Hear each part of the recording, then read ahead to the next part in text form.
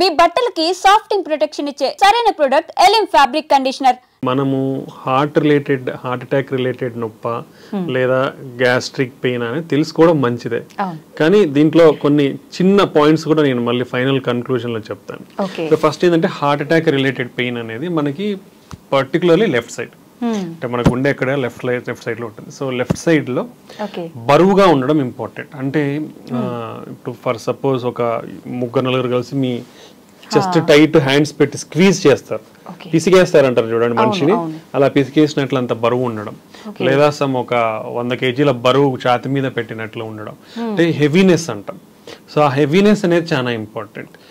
Usual గా ఎవరైనా severe pain ఉన్న వాళ్ళు ఇలా చూపిస్తారు, చాలా బరువు ఉందన్నట్లు గుండె మీద. This is called typical classical sign అంటాం, లెవైన్ సైన్ అని కూడా మనకి స్పెసిఫిక్ నేమ్ కూడా ఇచ్చారు. ఓకే, సో అది ఇంపార్టెంట్ థింగ్. దాంతో పాటు ఏమవుతుందంటే ఎయిర్ హంగర్, మనకి అంత డిస్కంఫర్ట్ ఉన్నప్పుడు ఏమవుతుందంటే మనకి ఊపిరి పీల్చుకోవడం చాలా ఇబ్బంది అనిపిస్తుంది, అది సెకండ్ పాయింట్. దాంతో పాటు మనకి విపరీతంగా చెమటలు పట్టే అవకాశం ఉంటుంది. దెన్ మనకి రేడియేటింగ్ పెయిన్ అంటాం. ఈ పెయిన్ అనేది మనకు నర్వ్స్ రిలేటెడ్ అన్నీ ఉంటాయి కాబట్టి, సో ఈ పెయిన్ అనేది మనకి కామన్గా లెఫ్ట్ భుజానికి లెఫ్ట్ ఈ చేతికి పెయిన్ పాకే అవకాశం ఉంటుంది. ఓకే, ఇది మెయిన్ పాయింట్స్. ఈ 4 సమ్ టైమ్స్ కొందరిలో వామిటింగ్ వచ్చినట్లు ఉండడం కానీ వామిటింగ్ అవ్వడం కానీ జరగచ్చు. సో ఈ కాంపనెంట్స్ అన్ని important heart attack related pain అనేది. ఇలా కాకుండా ఈ పెయిన్ అనేది ఇక్కడ రావచ్చు, రైట్ సైడ్ చేతికి కూడా పెయిన్ రావచ్చు, లేదంటే కడుపులో కూడా నొప్పి రావచ్చు. సమ్ టైమ్స్ ఈ కింద భాగం చెస్ట్ లో కూడా మాత్రమే నొప్పి ఉండొచ్చు. సో ఇలా ఓన్లీ జా పెయిన్ అంటాం, దవడ నొప్పి మాత్రం కూడా ఉండొచ్చు. సో ఇలా కూడా ప్రజెంట్ అవ్వచ్చు. అంటే ఇదే ఈ మాదిరిగానే పెయిన్ ప్రజెంట్ అవుతుంది అనేది డెఫినెటివ్ కాదు. ఇలా ఉంటే majority of the time heart attack related. ఇలా కాకుండా వేరే రకంగా వచ్చినా హార్ట్ అటాక్ ఉండే అవకాశం ఉంటుంది. ఉంటుంది పర్టికులర్లీ మనము age elderly people more than 60 years తీసుకున్నా, ఫీమేల్స్ తీసుకున్నా, దెన్ షుగర్ ఉన్న వాళ్ళు, వీళ్ళ ముగ్గురిలో యూజువల్గా ఈ టిపికల్ సిమ్టమ్స్ అంటాం ఇప్పుడు మనం ఏదైతే మాట్లాడుకున్నామో హార్ట్ అటాక్ రిలేటెడ్ పెయిన్ అవి తక్కువగా ఉండే అవకాశం ఉంటుంది. అంటే ఈ విధంగా వాళ్ళకి చాలా తక్కువగా మాత్రమే చూస్తాం. ఓకే, అది. So next gastric related pain. Usual gastric అంటే ఏంటి? గ్యాస్ పెయిన్ అంటారు, ఇంకోటి అల్సర్ పెయిన్ అంటారు. మనకి పెప్టిక్ అల్సర్ అంటాం. మన బాడీ అంటే మన పొట్టలో యాసిడిటీ, అంటే యాసిడ్, మన స్టమక్ లో యాసిడ్ ఉంటుంది, అది ఎక్కువ అయిపోయి మనకి అది రిఫ్లక్స్ అంటాం. గ్యాస్ట్రో ఈసోఫేజియల్ రిఫ్లక్స్ డిసీజ్ అంటాం. రిఫ్లక్స్ అంటే ఏంటి? మామూలుగా మనం ఏం తీసుకున్నా పైనుంచి కిందికి ఈసోఫేగస్ అని ఉంటుంది, దానికి వెళ్ళి స్టొమక్ పొట్టలోకి వెళ్ళి ఇంటెస్టైన్స్కి వెళ్ళాలి. అలా కాకుండా మనకి స్పింక్టర్ ఉంటుంది ఈసోఫేగస్కి, గ్యాస్ట్రిక్. సో ఇవి డిస్ఫంక్షన్ ఉన్నప్పుడు కానివ్వండి, మన యాసిడ్ ప్రొడక్షన్ ఎక్కువ ఉన్నప్పుడు కానివ్వండి, హెవీ ఫుల్ తీసుకున్నప్పుడు మనకి ఈ రిఫ్లక్స్ యాసిడ్ అనేది పైకి రిఫ్లక్స్ అవడం ఉన్నప్పుడు ఏమవుతుందంటే మంటగా ఉంటుంది, మనకి బర్నింగ్ సెన్సేషన్ ఉంటుంది, కడుపులో మంట. ఈ మొత్తం ఇక్కడ నుంచి స్ట్రైట్ గా మనకి ఈసోఫేజియల్ ట్యూబ్ ఉంటుంది కాబట్టి ఇదంతా బర్నింగ్ సెన్సేషన్ వచ్చి గొంతులో కూడా మంటగా ఉండే అవకాశం, విపరీతమైన తేపులు వస్తాయి వీళ్ళల్లో. Okay, associate with belchings, burpings, belchings, తేపులు ఎక్కువగా ఉండడం, లేదంటే బ్లోటెడ్ సెన్స్ అంటే మన పొట్ట అంతా ఉబ్బిపోయినట్లు ఉండడము అనేది జరుగుతుంది. ఇది gastric related pain. Okay, typical గా ఇది రెండింటికి మేజర్ డిఫరెన్స్. బట్ ఇది ఇంపార్టెంట్ ఎందుకు తెలుసా? గుండె జబ్బులు పర్టికులర్లీ 200 లక్షల మంది సంవత్సరానికి చనిపోతున్నారు గుండె జబ్బుల వల్ల. దాంట్లో కూడా 85% హార్ట్ అటాక్, బ్రెయిన్ స్ట్రోకే. ఓకే, మిగతా 15%లో మిగతా గుండె జబ్బులు కానివ్వండి, ఈ రిలేటెడ్ ప్రాబ్లమ్స్. ఓకే, అంటే దాదాపుగా మనం ఇది తీసుకుంటే ప్రతి 11 సెకండ్లకి ఒక మనిషి గుండె జబ్బులతో చనిపోతున్నాడు. ఎందుకని సార్? అంటే ఎందుకు ఇంత ఎక్కువ గుండె జబ్బులు రావటం? కాబట్టి any type of heart, any type of chest pain, ఎటువంటి ఛాతి నొప్పి అయినా, లైక్ కూర్చున్నట్లు ఉండడం ఉండొచ్చు, మంట ఉండొచ్చు, లేదా ఏదో మైల్డ్ పెయిన్ అనిపించవచ్చు, లేదా ప్రిక్కింగ్ సెన్సేషన్ ఉండొచ్చు. ఓకే, లేదా ఓన్లీ మంటగా ఉండొచ్చు, దురదలాగనో ఇంకోలా, ఇలాంటిది ఉన్నా బరువు అనేదే కాదు, ఎలాంటి ఛాతి నొప్పి మీకు ఫస్ట్ పాయింట్, నొప్పి తగ్గట్లేదు. ఓకే, రెండోది. సెకండ్, ఆ నొప్పి పెరుగుతానే పోతా ఉంది. ఓకే, ప్రొలాంగ్ డ్యూరేషన్, ఎక్కువసేపు నొప్పి ఉంది. ఇంటెన్సిటీ ఆఫ్ పెయిన్ కూడా కొంచెం సివియారిటీ ఆఫ్ ఇంటెన్సిటీ అంటాం, మైల్డ్, మోడరేట్, సివియర్. ఆ నొప్పి ఇంటెన్సిటీ పెరుగుతా ఉంది, తగ్గట్లేదు అంటే ఒక్క నిమిషం కూడా వెయిట్ చేయొద్దండి. ఓకే. అది మీకు మంట ఉండొచ్చు, లేదా మైల్డ్ నొప్పి ఉండొచ్చు, కూర్చున్నట్లు ఉండొచ్చు, ఎలా ఉన్నా ఒకవేళ ఈ సిమ్టమ్స్ ఉంటే, పర్టికులర్లీ మోర్ దెన్ 40 years ఉన్న వాళ్ళు, BP, sugar, cholesterol, smoking, alcohol, family history, abdominal obesity, పొట్ట చుట్టూ ఊబకాయము, ఇలాంటి కిడ్నీ ప్రాబ్లమ్స్ కానివ్వండి, ఇలాంటి రిస్క్ ఫ్యాక్టర్స్ ఎవరికైతే ఉన్నాయో వాళ్ళు మోర్ దెన్ 40 years ఉండి నొప్పి వస్తే ఇమ్మీడియట్గా ఏ నిమిషం కానీ క్షణం కానీ నెగ్లిజెన్స్ వహించకుండా, ఆలస్యం చేయకుండా ఒక ఈసీజీ తీయించుకోండి. ఓకే, ఈసీజీ తీయించుకుంటే క్లారిటీగా మనకి హార్ట్ అటాక్ ఉందా లేదా. ఈసీజీ అంటే జస్ట్ ఒక ఈసీజీ 100 to 300 rupees ఉంటుంది అంతే, ఎక్కడ ఏ సెంటర్లో తీయించుకున్నా కానీ. సో దాంట్లో ఉందా లేదా అని క్లారిటీగా తెలిసిపోతుంది. దాని ద్వారా మీ ప్రాణాన్ని కాపాడుకున్న వాళ్ళు అవుతారు. నెగ్లిజెన్స్ పాటించినారా, అది గ్యాస్ట్రిక్ పెయిన్ అనో లేదంటే కండరాల నొప్పనో తగ్గుతుందనో నెగ్లిజెన్స్ పాటిస్తే మాత్రం డెఫినెట్లీ ప్రాణం పోయే అవకాశం ఉంటుంది. నా సిన్సియర్ అందరికీ అంటే ఇది హెల్త్ అవేర్నెస్ చాలా ఇంపార్టెంట్. సో ఎటువంటి పెయిన్ కూడా నెగ్లెక్ట్ చేయొద్దండి. అదే కొందరికి తగ్గుతుందిలా అనే నెగ్లిజెన్స్, బాగా ఇప్పుడు బయటికి లేచిపోయి తీయించుకోవాలా అనే నెగ్లిజెన్స్, ఇవన్నీ అసలు పనికిరావు.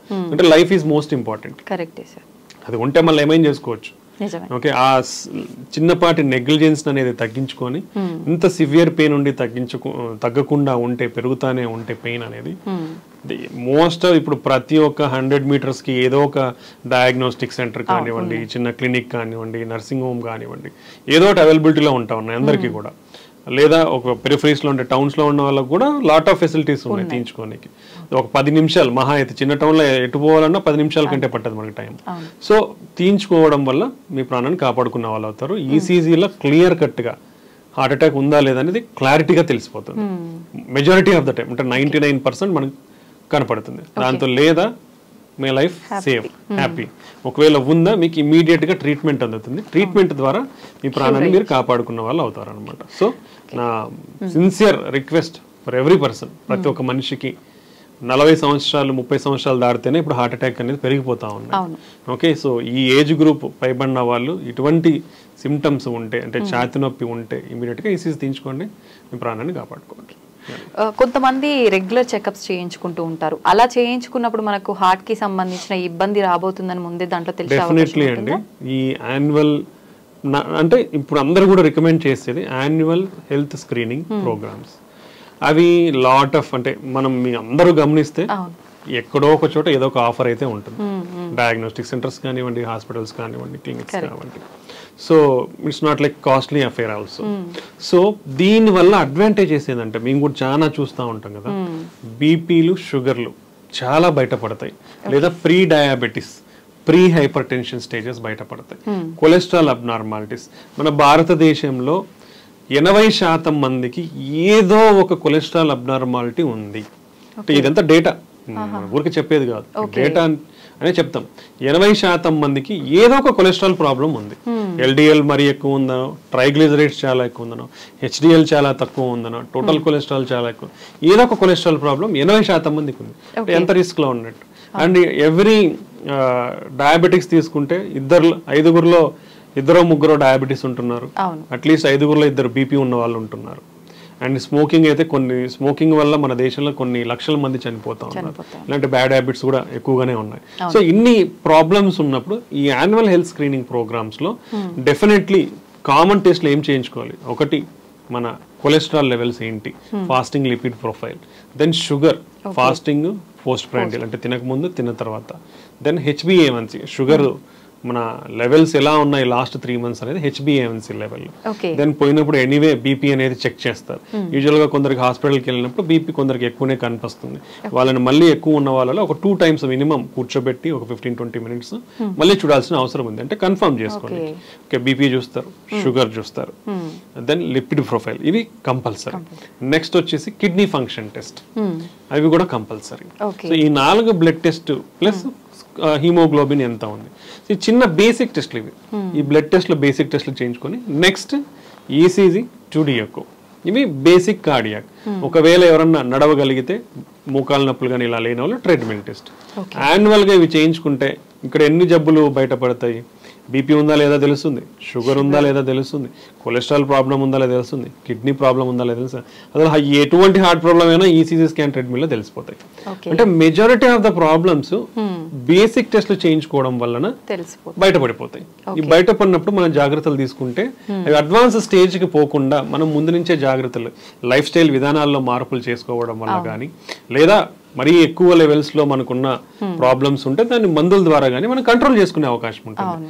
సో ఈసీజీ 2D ఎకో ఈ 2 టెస్ట్లతో ఎటువంటి గుండె ప్రాబ్లం అయినా మనం కనిపెట్టచ్చు. మాక్సిమం మెజారిటీ ఈసీజీలో కానివ్వండి 2D ఎకో స్కాన్ లో కానివ్వండి తెలిసిపోతుంది. సార్ చాలా మంది మూవీస్ లో చూస్తుంటాం ఎక్కువగా, రియల్ గా అంటే అంత ఐడియా లేదు కానీ పక్కన పడుకున్న వాళ్ళని కూడా పిలవటానికి వాయిస్ రాకుండా సడన్ గా పెయిన్ ఎక్కువైపోయి చాలా ఇబ్బంది పడ్డట్టుగా మనం చూస్తుంటాం. నిజంగా అలా జరుగుతుందా? వాయిస్ కూడా రాకుండా హార్ట్ పెయిన్ వచ్చినప్పుడు అంత ఇబ్బందిగా అలా ఉంటుందా? అంటే హార్ట్ అటాక్స్ వచ్చినప్పుడు మెజారిటీ ఆఫ్ ద పీపుల్ ఈ డిఫరెంట్ టైప్స్ గా ప్రజెంట్ అవ్వచ్చు. అందరూ తెలుసుకోవాలి. కొందరు సైలెంట్ హార్ట్ అటాక్స్ అంటే వాళ్ళకు వచ్చినట్లు కూడా తెలియదు, బట్ అఫెక్ట్ అవుతారు ఒకటి. దెన్ కొందరు సడన్ గా చనిపోతారు, అంటే నిద్రలో హార్ట్ అటాక్స్ వస్తే సడన్ గా చనిపోతారు.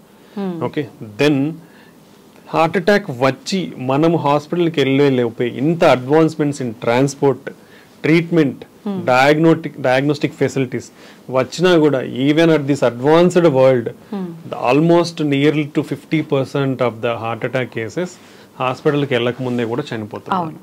ఓకే, బికాస్ ఆఫ్ నెగ్లిజెన్స్ కానివ్వండి, డిలే ఇన్ డయాగ్నోసిస్ కానివ్వండి, ర్యాపిడ్ మనకి అడ్వాన్సెస్ వచ్చేసాయి డయాగ్నోస్ చేయడంలో కానివ్వండి, ట్రాన్స్పోర్టేషన్లో కానివ్వండి. But even now majority of the heart attacks ఇంకా హాస్పిటల్కి రాకముందే ప్రాణాలు కోల్పోతున్నారంటే మనం దాని ఆవశ్యకతను గుర్తుంచుకోవాలి ఎంత సిగ్నిఫికెంట్ అనేది. Okay, then definitely severe intense pain ఉన్నప్పుడు మనకు అసోసియేటెడ్ గుండె వీక్ అయ్యే ఛాన్స్ ఉంటుంది. ఆ టైంలో ఆయాసం ఎక్కువ ఉండే అవకాశం ఉంటుంది. సో వాళ్ళు they can't move out of the bed. అంటే సివియర్ గా ఆయాసం ఉందా ఏమవుతుంది, మనం కదలలేము. అండ్ మనకు హార్ట్ వీక్ అయినప్పుడు ఏమవుతుందంటే పంపింగ్ అనేది తగ్గుతుంది. సో పంపింగ్ తగ్గినప్పుడు మనకి వీక్నెస్ కూడా, జనరలైజ్డ్ వీక్నెస్ వచ్చే అవకాశం ఉంటుంది. దెన్ బ్రెయిన్ కు కూడా బ్లడ్ సప్లై తగ్గినప్పుడు గిడ్డినెస్ వచ్చే అవకాశం ఉంటుంది. సో ఇలా జరిగే అవకాశం ఉంటుంది. లేదా మనకు సడన్ ఈ గుండె యొక్క రక్తనాళం సడన్ గా బ్లాక్ అయినప్పుడు రక్తం గడ్డి మనకు వెంట్రికులర్ టెకీకార్డియాస్ అంటాం. అంటే హార్ట్ రేట్ చాలా ఎక్కువ కొట్టుకుంటుంది. అలా కొట్టుకున్నప్పుడు పంపింగ్ ఇన్ఎఫెక్టివ్ ఉంటుంది. సో పేషెంట్ దాంతోనే ఈ వీక్నెస్ కానివ్వండి, గిడ్డినెస్ కానివ్వండి, లేవలేకపోవడం కానివ్వండి జరిగే అవకాశం ఉంటుంది. సో ఈ వెంట్రికులర్ టెకీకార్డియాతోనే ఇఫ్ అది ఇమీడియట్ గా ట్రీట్ చేయాలి. ఇమీడియట్ ట్రీట్మెంట్ ఏంటి, షాక్ ఇవ్వాల్సి ఉంటుంది. దానికి అది రికగ్నైజ్ చేయడానికి ఎంతమందికి సాధ్యం అవుతుంది తెలియదు. ఓకే, సో అలాంటి వాళ్ళు ఒక నిమిషం అట్లా డిలే అయిందంటే వాళ్ళు ప్రాణాలు వెళ్ళిపోతాయి, సడన్ గా చనిపోతారు. సో ముందు జాగ్రత్త అనేది చాలా ఇంపార్టెంట్. సో ఇలాంటి అడ్వర్స్ ఈవెంట్స్ ని ప్రివెంట్ చేయాలంటే మనం రెగ్యులర్ హెల్త్ స్క్రీనింగ్ ప్రోగ్రామ్స్ అనేది కంపల్సరీ చేయించుకోవాలి. I recommend from 30 years of age, because based on the data 30 years నుంచి మనకి పెరిగిపోతున్నాయి కాబట్టి జాగ్రత్తగా 30 years నుంచే మనం స్క్రీనింగ్ చేసుకుంటే మంచిది. Next family history of heart attack or heart problems ఉన్న వాళ్ళు కంపల్సరీగా, అంటే ఇప్పుడు కొలెస్ట్రాల్ ఒకవేళ ఫ్యామిలీ హిస్టరీలో ఉందనుకోండి, వాళ్ళు from the age of 21 years నుంచే కొలెస్ట్రాల్ స్క్రీనింగ్ అనేది జరగాలి. Very high levels of cholesterol ఫ్యామిలీలో ఉంటే వాళ్ళు 10 years ఆఫ్ ఏజ్ లోనే కొలెస్ట్రాల్ అనేది వాళ్ళ పిల్లలకి చెక్ చేయించాలి. అది డెఫినెట్. అంటే ఇప్పుడు ఫ్యామిలీ హిస్టరీలో ఉన్నప్పుడు రాకుండా ప్రివెంట్ చేసే ఛాన్సెస్, అలా ట్రీట్మెంట్ ఏమైనా ఉంటుందా sir? Family history of heart attack అంటే యూజువల్ గా మనము మగవాళ్ళలో 65 సంవత్సరాల లోపు హార్ట్ అటాక్ తో ఇబ్బంది పడినోళ్ళు, ఆడవాళ్ళలో 55 సంవత్సరాల లోపు ఇబ్బంది పడినోళ్ళు ఉంటే అది సిగ్నిఫికెంట్ ఫ్యామిలీ హిస్టరీ అని కన్సిడర్ చేస్తాం. సో వాళ్ళలో రాకుండా ఉండాలంటే మనం డెఫినెట్లీ ఈ అన్ని టెస్టులు అనేది ఎంత ఎర్లీగా పాసిబుల్ అయితే అంత ఎర్లీగా స్క్రీనింగ్ అనేది స్టార్ట్ చేసుకుని వచ్చింది. సో ఇలాంటి వాళ్ళలో 21 సంవత్సరాలకు మనం టెస్ట్ చేయించుకున్నప్పుడు ఒకవేళ నార్మల్ ఉంటే 5 సంవత్సరాలకు ఒకసారి చెక్ చేయించుకోవచ్చు. బట్ అట్లీస్ట్ మనకు తెలుస్తుంది మనకి ఏదైనా ప్రాబ్లం ఉందా లేదా అనేది. కొన్ని కంజైనైటల్ కొలెస్ట్రాల్ అబ్నార్మాలిటీస్ ఉంటాయి, జెనెటిక్ అబ్నార్మాలిటీస్ ఉంటాయి. Okay. సో వాళ్ళలో కొన్ని ఈ కొలెస్ట్రాల్ ప్రొడక్షన్ దాంట్లో స్టెప్స్ ఉంటాయి, చాలా బయోకెమికల్ స్టెప్స్ ఉంటాయి. అలా ఎంజైమ్ డెఫిషియన్సీస్ కానివ్వండి, ఇలా ఉన్న వాళ్ళలో కొలెస్ట్రాల్ చాలా అబ్నార్మల్గా ఉండే అవకాశం ఉంటుంది. అలాంటి వాళ్ళలో ఒక్కొక్కరికి ఈ చిన్న బంప్స్ లాగా ఉంటాయి. మన టెండాన్ గ్జాంథోమస్ అంటాం, ఐలిడ్స్ దగ్గర గ్జాంథోమస్ అంటాం. అంటే కొంచెం వైట్ కలర్గా ఉండే సమ్ చిన్న బుడపలాగా వచ్చే అవకాశం ఉంటాయి అనమాట. సో అలా ఎవరికన్నా ఉంటే వాళ్ళని ఐడెంటిఫై చేయగలుగుతాం మనం. అలాంటి వాళ్ళు definitely familial cholesterol, genetic cholesterol abnormals ఉండొచ్చు. అలా కాకుండా ఈ జెనెటిక్ అబ్నార్మల్స్లో మన ఆర్కస్, మన కంటి కార్నియా ఉంటుంది, దాని చుట్టూ తెల్లకి కూడా అయ్యే అవకాశం ఉంటుంది. సో ఈ రెండే మనకు జెనెటిక్ కొలెస్ట్రాల్ ప్రాబ్లమ్స్ లో మనకు యూజువల్ గా బయట కనిపించేది. సో అలాంటివి ఉన్నప్పుడు అర్లీగా ఐడెంటిఫై చేసి వాళ్ళకి టెస్ట్లు చేయించుకుంటే మనం దాన్ని కంట్రోల్గా, అగ్రెసివ్గా కంట్రోల్ చేసే అవకాశం ఉంటుంది. ఎందుకంటే ఎంత కొలెస్ట్రాల్ ఎక్కువ ఉంటే అంత రిస్క్ జోన్లా ఉన్నట్లు. సో అర్లీ ఐడెంటిఫికేషన్ చేయగలిగితే మనం దాన్ని తగ్గించుకునే అవకాశం ఎక్కువగా ఉంటుంది అనమాట. ఓకే. అయితే సార్ జనరల్గా మన చిన్న పిల్లలకు కూడా తెలుసు స్మోకింగ్ చేస్తే లంగ్స్ పాడవుతాయి అని చెప్పి. మరి లంగ్స్ ఎఫెక్ట్ అవుతుంది అని తెలుసు, కానీ దీనివల్ల హార్ట్ ఎలా ఎఫెక్ట్ అవుతుంది, ఈ ప్రాసెస్ ఎలా జరుగుతుంది? ఇప్పుడు స్మోకింగ్ చూస్తే స్మోకింగ్లో హార్మ్ఫుల్ కెమికల్స్ అనేది చాలా ఉంటాయి. నికోటిన్ ఒకటే కాదు, నికోటిన్, టార్, హెవీ మెటల్స్ అంటాం, ఇలాంటివి చాలా ఇంప్యూరిటీస్ ఉంటాయి స్మోకింగ్ లో. అది అందరూ తెలుసుకోవాలా. ఓకే, ఇలాంటి అన్ని కెమికల్స్ వల్ల మన బాడీలో ఏమవుతుందంటే లంగ్స్ లోకి ఎంటర్ అయినప్పుడు స్లోగా it will enter into blood stream. ఆ కాంపౌండ్స్ అన్ని కూడా బ్లడ్ స్ట్రీమ్ లోకి ఎంటర్ అవుతాయి. ఎంటర్ అయినప్పుడు ఇన్ఫ్లమేషన్ అంటాం. ఇన్ఫ్లమేషన్ అంటే చెడు కణాలు. ఇప్పుడు మనం ఫర్ సపోజ్ తీసుకుంటే చీము అంటాం, it's like pus or something, that is all inflammatory reaction. అదంతా అలానే మన బాడీలో ఈ ఇన్ఫ్లమేషన్, చెడు కణాలు అనేది రియాక్ట్ అవుతాయి. ఇది ఫారిన్ ఆబ్జెక్ట్స్ కదా ఇవంతా బాడీలో. వచ్చినప్పుడు ఇన్ఫ్లమేషన్ పెరిగినప్పుడు ఏమవుతుందంటే మన వెజల్లో డ్యామేజ్ జరుగుతూ వస్తుంది అనమాట. సో ఎప్పుడైతే వెజల్ డ్యామేజ్ అవుతుందో, సో వీళ్ళల్లో ఏమవుతుంది, స్మోకింగ్ చేసే వాళ్ళు ఇన్ఫ్లమేషన్ ఎక్కువ అవుతుంది. ఆక్సిడేటివ్ స్ట్రెస్ అంటాం, మన బాడీలో ఈ బయోకెమికల్ ఆక్సిడేటివ్ స్ట్రెస్ అనేది ఎక్కువ అవుతుంది. నెక్స్ట్ కొలెస్ట్రాల్ అక్యుములేషన్ పెరుగుతుంది. నెక్స్ట్ బ్లడ్ క్లాటింగ్ టెండెన్సీ, రక్తం గడ్డగట్టే టెండెన్సీ పెరుగుతుంది. సో ఇలాంటి చాలా పని, వాసోస్పాజం అంటే మన రక్తనాళాలు ఏవైతే ఉంటాయో ముడుచుకుపోయే అవకాశం ఉంటుంది. అంటే ఇన్ని ఇప్పుడు ఆల్మోస్ట్ 5-6 మెకానిజమ్స్, బేస్ మెకానిజమ్స్ చెప్పాను, ఇవన్నీ పెరిగిపోతాయి స్మోకింగ్ చేసే వాళ్ళలో. ఇవన్నీ పెరిగిపోయినప్పుడు ఏమవుతుంది, మన బ్లడ్ వెజల్స్ అనేది అక్యుములేట్ అయిపోయి, కొలెస్ట్రాల్ అక్యుములేట్ అయిపోయి నిదానంగా పెరిగిపోతుంది. హెవీ స్మోకింగ్ చేసినప్పుడు ఇవి సడన్ గా రప్చర్ అయిపోతాయి. అంటే మన బ్లడ్ వెజల్స్ పొరలు ఉంటాయి, ఈ పొరల కింద అక్యుములేట్ పెరిగిపోయి ఉంటాయి. ఎప్పుడైతే ఈ స్ట్రెస్, ఆక్సిడేటివ్ స్ట్రెస్, ఇన్ఫ్లమేషన్, ఈ చెడు కణాలు అనేది ఎక్కువైపోతే వచ్చినాయి అనుకోండి, అదంతా లిక్విఫై అవుతా వస్తుంది. లిక్విఫై అయిపోయి ఏమవుతుంది, సడన్ గా ఆ పైన పొర పగిలిపోతుంది. పగిలిపోయినప్పుడు బ్లడ్ కి ఎక్స్పోజ్ అవుతాయి. ఇవన్నీ కూడా బ్యాడ్ సెల్స్ అన్ని కూడా ఎక్స్పోజ్ అయినప్పుడు రక్తం గడ్డగట్టిపోతుంది ఫాస్ట్ గా. పోయినప్పుడు సడన్ హార్ట్ అటాక్ వస్తుంది. సో సడన్ అటాక్ లో చనిపోయే ప్రమాదం కూడా ఎక్కువ ఉంటుంది. సో ఇన్ని మెకానిజమ్స్ వర్క్ అవుతాయి స్మోక్ చేసే వాళ్ళలో. కాబట్టి స్మోకింగ్ ఈజ్ అబ్సల్యూట్లీ డేంజరస్. ఇది ఓన్లీ హార్ట్ అటాకే కాదు, స్మోకింగ్ వల్ల బ్రెయిన్ స్ట్రోక్స్ కూడా ఎక్కువగా వచ్చే అవకాశం ఉంటుంది. And lot of cancers. Okay, ఇది నెక్స్ట్, ఒకవేళ స్మోకింగ్ మీరు మానేయాలనుకుంటే కూడా మీ హార్ట్ అటాక్ రిస్క్ తగ్గనికి మానేసిన తర్వాత 10 సంవత్సరాలు పడుతుంది. సో స్మోకింగ్ మానేసిన తర్వాత కూడా మీరు 10 సంవత్సరాల వరకు హై రిస్క్ లో ఉన్నట్లే. అంటే దానివల్ల ఎంత రిస్క్ అనేది అర్థం చేసుకోవాలి. దీనికి కొలాబరేటివ్ మెజర్స్ అనేది చాలా ఇంపార్టెంట్. పర్సన్ మోటివేషన్ ఉండాలి, అంటే దాని దగ్గరికి వెళ్లకుండా. ఓకే, దెన్ ఒకవేళ పొరపాటున అలవాట్లో ఉంటే దాన్ని తగ్గించుకొని కూడా హై లెవెల్ ఆఫ్ మోటివేషన్ కావాలి. దెన్ దాని సపోర్టివ్ మెడికేషన్స్ ఉండాలి, సైకో బిహేవియరల్ థెరపీ అవసరం ఉంటుంది. Then governments also should bring lot of policies. That's not in our matter of range, అది వాళ్ళు చూసుకోవాల్సిన అవసరం కూడా ఉంటుంది. లాట్ ఆఫ్ తెస్తున్నారు, అంటే they are displaying ads to avoid smoking అనేది. సో ఇంకో ఇంపార్టెంట్ కాంపోనెంట్ ఏంటంటే, మనం తాగితేనే మనకు రిస్క్ ఉంది, మనం తాగము, మన పక్కన వాళ్ళు గాలుస్తున్నారు, మనం సేఫ్ అనేది wrong. This is called second hand smoke అంటాం. సెకండ్ హ్యాండ్ స్మోక్ అంటే పక్కనోళ్ళు తాగినా మనం పీల్చుకుంటున్నాం. సెకండ్ హ్యాండ్ స్మోక్ వల్ల కూడా దగ్గర సంవత్సరానికి 5 లక్షల మంది చనిపోతున్నారు. ఓకే, సో మీరు ఉన్నప్పుడు మీ చుట్టుపక్కల ఎవరన్నా స్మోక్ చేస్తూ ఉంటే కూడా డోంట్ ఎంకరేజ్, బికాస్ మీ ఆరోగ్యం రిస్క్ లో ఉంటుంది. ఓకే, దట్ ఈస్ సేమ్ ఈ సెకండ్ హ్యాండ్ స్మోక్ వల్ల కూడా.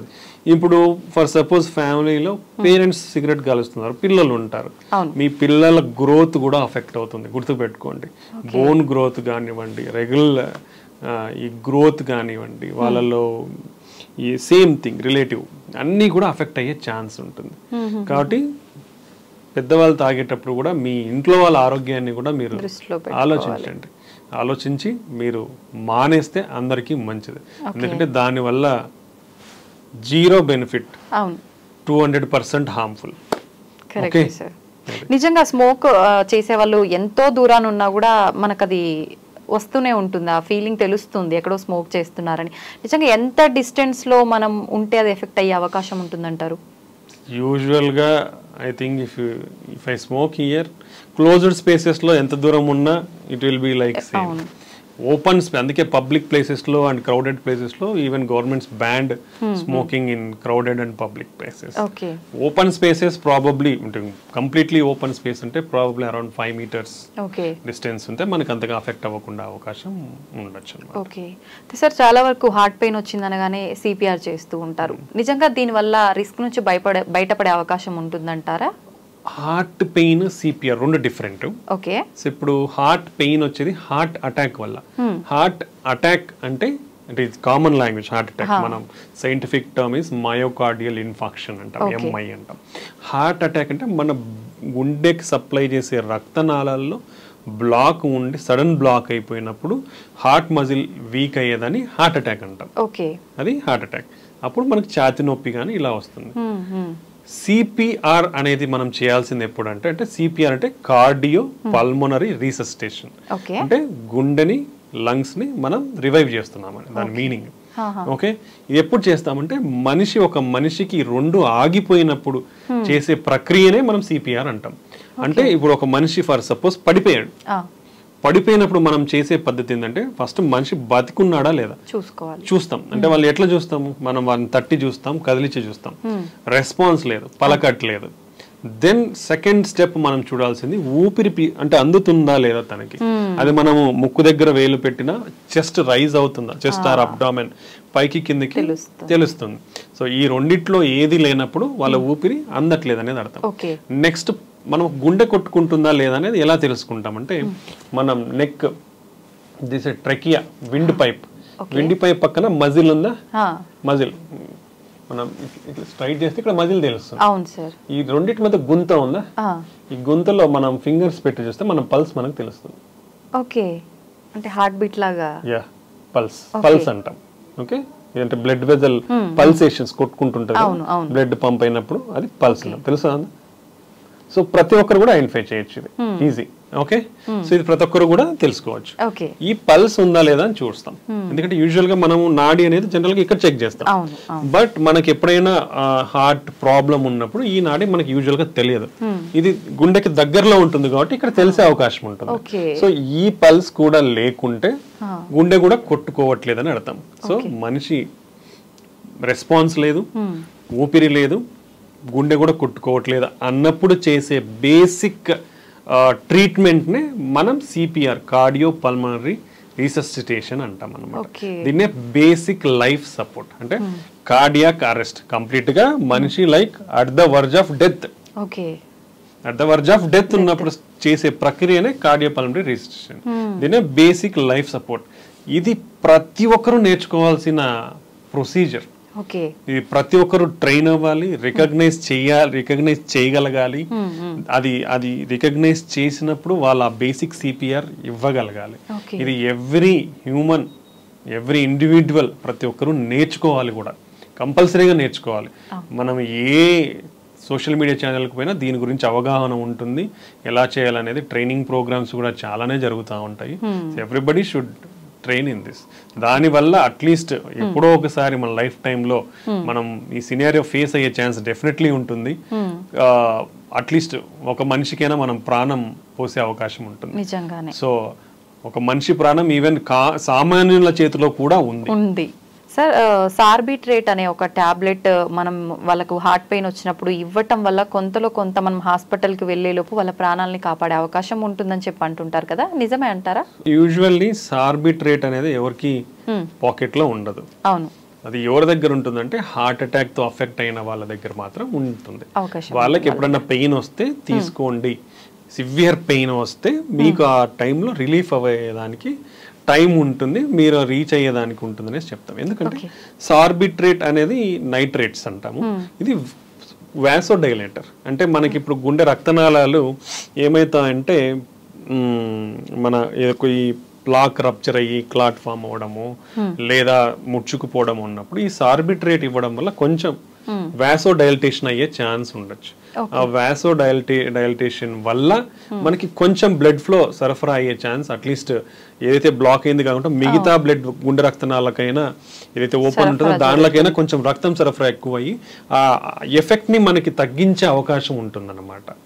ఓకే, సో అలా మనకి ఇది తోడ్పడుతుంది. సో మన పెయిన్ ని తగ్గించే అవకాశం ఉంటుంది. అంటే యూజువల్ గా మనం కొల్లెటరల్స్ అంటాం, ఒకవేళ ఇది మూసుకుపోయినా ఆపోజిట్ వెజల్ నుంచి ఓపెన్ అయ్యే అవకాశం ఉంటుంది అనమాట. Small vessels. అప్పుడు ఈ బ్లడ్ వెజల్ ద్వారా ఏదైతే రక్తం సరఫరా తగ్గిందో ఇక్కడ నుంచి కొంచెం సరఫరా అవడం వల్ల ఈ పెయిన్ ఇంటెన్సిటీ అనేది తగ్గే అవకాశం ఉంటుంది.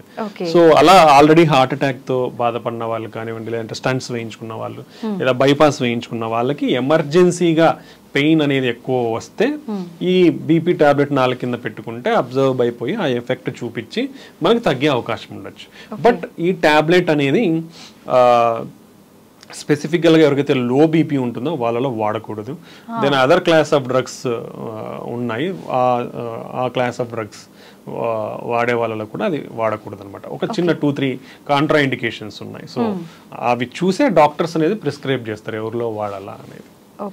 అంతేగాని ప్రతి ఒక్కరూ వేసుకుంటే తగ్గుతుందని మనం చెప్పలేము. ఎందుకంటే ఫస్ట్ ఏ రకమైన హార్ట్ పెయిన్ అనేది కనుక్కోవడం ఇంపార్టెంట్ రాదర్ దాన్ టాబ్లెట్ కంటే. ఇప్పుడు ఆ టాబ్లెట్ వేసుకొని తగ్గట్లేదు అనుకోండి, లేట్ అవుతుంది, డిలే అవుతుంది నీ డయాగ్నోసిస్. ఎప్పుడైతే డయాగ్నోసిస్ అనేది డిలే అవుతుందో అప్పుడు మోర్ అఫెక్ట్ అయ్యే ఛాన్స్ ఉంటుంది. సో ఎనీథింగ్ చెస్ట్ పెయిన్ తో ప్రజెంట్ అయ్యే వాళ్ళు ఒకవేళ మీరు వేసుకున్న, లైక్ కొందరు ఎకోస్ప్రిన్ వేసుకోమని చెప్తారు, సో అలా వేసుకున్నా మీరు ఇమీడియట్ గా పోయి ఈసీజీ తీయించుకోవడం ఇంపార్టెంట్ అనమాట. సో చాలా మందిలో ఎక్కువగా ఏదైనా విన్నా వెంటనే రియాక్ట్ అయిపోతుంటారు. అమ్మో నాకు గుండెలో నొప్పి వస్తుంది అది విన్న దగ్గర నుంచి అని చెప్పి చెమటలు పడుతుంటాయి, సడన్గా పెయిన్ అని కూర్చుండిపోతుంటారు. ఇలా చాలాసార్లు జరుగుతూ ఉంటుంది కొంతమందిలో. ఇది హార్ట్ అటాక్ రావడానికి సిమ్టమ్స్ అని అనుకోవచ్చు అంటారా? ఇంకా 2 కాంపోనెంట్స్ ఉన్నాయి. So anxiety, some people are like easily prone to anxiety. So anxiety ఉన్నప్పుడు ఏమవుతుందంటే మన బాడీలో సింపథెటిక్ సిస్టమ్ అనేది యాక్టివేట్ అవుతుంది. యాక్టివేట్ అయ్యి హైపర్ వెంటిలేషన్ ఉంటుంది, మన బ్లడ్ వెజల్స్ కొంచెం స్పాజం లాగా అయ్యి పెయిన్ అట్లా వచ్చే అవకాశం ఉంటుంది. బట్ దీంట్లో ఎక్స్ట్రీమ్ కాంపోనెంట్ ఉంటుంది. అంటే మోర్ ఎమోషనల్ స్ట్రెస్ కి గురి అయితే డెఫినెట్లీ మన హార్ట్ వీక్ అయ్యే ఛాన్స్ ఉంటుంది. ఓకే, దాన్నే సాకోసూబో కార్డియోమయోపతి అంటాం. అది టిపికల్ హార్ట్ అటాక్ లాగానే కూడా ప్రజెంట్ అయ్యే అవకాశం ఉంటుంది. అండ్ వన్ మోర్ ఇంపార్టెంట్ ఏంటంటే ఇంత high levels of sympathetic activity, anxiety, stress కు గురైనప్పుడు డెఫినెట్లీ మన బాడీలో ఈ సింపథెటిక్ సిస్టమ్ యాక్టివేట్ అయినప్పుడు ఆల్రెడీ రిస్క్ ఫ్యాక్టర్స్ ఉన్న వాళ్ళు, అంటే ఈ మనం డిస్కస్ చేసిన రిస్క్ ఫ్యాక్టర్స్ ఎవరికైతే ఉంటాయో ఆల్రెడీ కొంచెం అప్పటికే ఒకవేళ కొలెస్ట్రాల్స్ అనేది కొంచెం ప్లాక్స్ ఇవన్నీ ఏర్పడినప్పుడు అవి సడన్ గా రప్చర్ అయ్యే అవకాశం కూడా ఉండొచ్చు అనమాట. So severe emotional stress or severe anxiety ఉంటే ఈ సింపథెటిక్ సిస్టమ్ యాక్టివేట్ అయినప్పుడు మన బ్లడ్ క్లాటింగ్ అనేది కొంచెం ఎక్కువ అయ్యే అవకాశం ఉంటుంది, ఇన్ఫ్లమేషన్ కూడా పెరిగే అవకాశం ఉంటుంది. సో అలాంటి సినారియోస్ లో కూడా ఇది ప్రెసిపిటేట్ అయ్యే ఛాన్స్, అంటే ఆల్రెడీ కొంచెం అండర్లయింగ్ ప్రాబ్లమ్స్ ఉన్న వాళ్ళకి ప్రెసిపిటేట్ అయ్యి వచ్చే ఛాన్స్ ఉండొచ్చు. లేదా ప్యూర్ ఎమోషనల్ గా కూడా మనకి ఈ కార్డియోమయోపతి అంటే హార్ట్ వీక్ అయ్యే ఛాన్స్ కూడా ఉంటుంది. వీళ్ళల్లో యాంజియోగ్రామ్ చేస్తే నార్మల్ ఉంటుంది, దాన్నే స్ట్రెస్ కార్డియోమయోపతి అంటాము. అది నిదానంగా కొంచెం వాళ్ళ ఎమోషనల్ స్ట్రెస్ తగ్గిపోయి దెన్ మనం మెడికల్ థెరపీతో ట్రీట్ చేస్తే రికవర్ అయ్యే అవకాశం ఉంటుంది. బట్ డెఫినెట్లీ రిస్క్ ఫ్యాక్టర్స్ ఉన్న వాళ్ళలో హార్ట్ అటాక్స్ అందుకు వచ్చే అవకాశం అయితే ఉంటుంది. So high emotional stress, high anxiety ఉన్నప్పుడు చాలా జాగ్రత్తగానే ఉండాలి. ఓకే, ఎక్కువగా జిమ్ చేసే వాళ్ళలో, వర్కౌట్స్ చేసే వాళ్ళలోనే హార్ట్ అటాక్స్ వస్తున్నాయి ఎక్కువ. అంటే తక్కువ ఏజ్ లో ఉన్న వాళ్ళు ఇవి ఎక్కువ చేయడం వల్లనే హార్ట్ అటాక్ వస్తుంది, మిగతా అంతా వాళ్ళు చాలా హెల్దీగా ఉన్నారని చెప్పి వింటున్నాం ఈ మధ్య. నిజంగా దాని వల్ల అవకాశం ఉంటుందంటారా? ఎక్సెసివ్ జిమ్ వల్ల వస్తాయి అనే దానికంటే ఒక లిమిట్, మన బాడీ అనేది ఏజ్ని బట్టి ఒక target heart rate or maximum heart rate ఎంత అచీవ్ చెయ్యాలనేది మనకు టార్గెట్ లిమిట్ ఉంటుంది అనమాట ఏజ్ని బట్టి. సో అంతకు మించి నువ్వు ఓవర్ ఎగ్జర్షన్ చేసి మన హార్ట్ రేట్ అనేది, ఇప్పుడు హార్ట్ రేట్ 180 200కి పెరిగిపోతే ప్రాబ్లం ఏంటంటే ఇప్పుడు మన హార్ట్ పంపింగ్ అనేది ఇలా కొట్టుకొని ముడుచుకుంటూ తెచ్చుకుంటూ ఉంటుంది ప్రాపర్గా. హార్ట్ రేట్ ఎక్కువైనప్పుడు నిమిషానికి 200 కొట్టుకున్నప్పుడు ఏమవుతుంది, ఇది ప్రాపర్గా ముడుచుకోదు, ఇలా జస్ట్ ఇలా ఫ్లిక్కరింగ్ లాగా ఉంటుంది, పంపింగ్ అనేది తగ్గిపోతుంది. తగ్గిపోయినప్పుడు ఏమవుతుంది, బ్లడ్ ఫ్లో అనేది తగ్గిపోతుంది. అంటే మన గుండెకి రక్తం సప్లై చేసే బ్లడ్ ఫ్లో తగ్గిపోతుంది, మన బాడీకి రక్తం సప్లై చేసే బ్లడ్ ఫ్లో తగ్గుతుంది, బ్రెయిన్కి సప్లై చేసే బ్లడ్ ఫ్లో కూడా తగ్గుతుంది. తగ్గినప్పుడు డిమాండ్ ఎక్కువ ఉంది, హార్ట్ రేట్ ఎక్కువ కొట్టుకుంటా ఉన్నప్పుడు డిమాండ్ ఎక్కువ ఉంది, బట్ మనకు రిసీవింగ్ మన గుండెకి ఎంతైతే బ్లడ్ ఫ్లో రావాలో ఆ సప్లై అనేది తగ్గిపోతుంది. సో అలా తగ్గిపోయినప్పుడు హార్ట్ అటాక్ వచ్చే ఛాన్స్ ఉంటుంది. సెకండ్ థింగ్, ఆల్రెడీ వీళ్ళకి ఏదన్నా చిన్న చిన్న ప్లాక్స్, కొలెస్ట్రాల్ అక్యుములేషన్ ఉందనుకోండి, అవి రప్చర్ అయ్యే ఛాన్స్ ఉండొచ్చు. లేదా ఒక్కొక్కసారి స్కాడ్ అంటాం, కోసుకుపోయి రక్తనాళాలు ఉంటాయి కదా, స్పాంటేనియస్ కొరనరీ ఆర్టరీ డిసెక్షన్ అంటాం, అలా ఈ కోసుకుపోయే అవకాశం ఉంటుంది, క్రాక్స్ వచ్చే అవకాశం, క్రాక్స్ వచ్చినప్పుడు బ్లడ్ ఫ్లో తగ్గిపోయే అవకాశం ఉంటుంది అనమాట. ఇలా జరిగే అవకాశం కూడా ఉండొచ్చు. నెక్స్ట్ వీళ్ళల్లో హార్ట్ రేట్ అంత విపరీతంగా ఎక్కువ ఉన్నప్పుడు అరిథ్మియాస్ అంటాం, అంటే వెంట్రికులర్ అరిథ్మియాస్, అంటే మనకు నార్మల్గా ఒక సిస్టమ్, ఎలక్ట్రికల్ సిస్టమ్ ఆ సైకిల్లో కొట్టుకోవాలి, అలా కాకుండా వేరే చోటు నుంచి సడన్గా యాక్టివేట్ అయ్యే ఛాన్స్ ఉండొచ్చు. అలాంటప్పుడు బ్లడ్ ఫ్లో తగ్గిపోయి సడన్ గా డెత్ అయ్యే ఛాన్స్ ఉండొచ్చు. Next electrolyte abnormalities, excessive sweating చేయడం వల్ల, ఎక్సెసివ్ ఎక్సర్సైజ్ చేయడం వల్ల ఎక్సెసివ్ స్వెట్ వచ్చి మన బాడీలో ఉండే ఎలక్ట్రోలైట్స్, పొటాషియం, సోడియం ఈ క్యాలిక్యులేషన్స్ అటు ఇటు అవ్వచ్చు, తగ్గడము పెరగడం. పెరిగినప్పుడు ఈ same thing very high heart rates కి పోయే అవకాశం ఉండి చనిపోయే అవకాశం ఉండొచ్చు. సో ఇలాంటివి చాలా ప్రాబ్లమ్స్ ఉన్నాయి, సో ఎఫెక్ట్ అయ్యే ఛాన్స్ ఉండొచ్చు. సో ఇంత ఇంటెన్సివ్ వర్కౌట్స్ చెయ్యాలి అంటే proper guided training and pre evaluation అనేది చాలా ఇంపార్టెంట్. ఆ గైడెన్స్ తో విత్ అవైలబిలిటీ ఆఫ్ ఎవ్రీథింగ్, అంటే ఎక్విప్మెంట్, మనకి ఏఈడిస్ అంటాం, ఆటోమేటిక్ ఎక్స్టర్నల్ డిఫిబ్రిలేటర్, ఇలాంటివి మనకు ఎక్స్టెన్సివ్ వర్కౌట్ చేసే చోట ఉంటే ఒకవేళ మనకి ఎవరైనా అట్లా కొలాప్స్ అయినప్పుడు ఆ ఏఈడిని మనం అటాచ్ చేస్తే it will detect any abnormality and give shocks also. So ఇలాంటివి కంపల్సరీగా పెట్టుకుంటే మంచిది. సో ఇలాంటి కారణాల వల్ల జరిగే అవకాశం ఉండొచ్చు ఎక్సెసివ్ ఎక్సర్సైజ్ చేసే వల్ల. డెఫినెట్లీ గైడెడ్ ప్రోగ్రామ్స్ చేయాలి, ప్లస్ ప్రీ ఎవాల్యుయేషన్ చెక్ చేయించుకోవాలి. కొందరిలో కంజెనిటల్ అబ్నార్మాలిటీస్ ఉంటాయి అన్నమాట, long QT syndrome, short QT syndrome, ఈ ఎలక్ట్రికల్ కండక్షన్ లో, అలాంటి వాళ్ళల్లో అన్రికగ్నైజ్డ్ ఉన్నప్పుడు ఇలా సడన్ గా జరిగే అవకాశం ఉండొచ్చు. So different reasons, heavy exercise చేసే వాళ్ళల్లో హార్ట్ అటాక్స్ రావడం అనేది. సో అది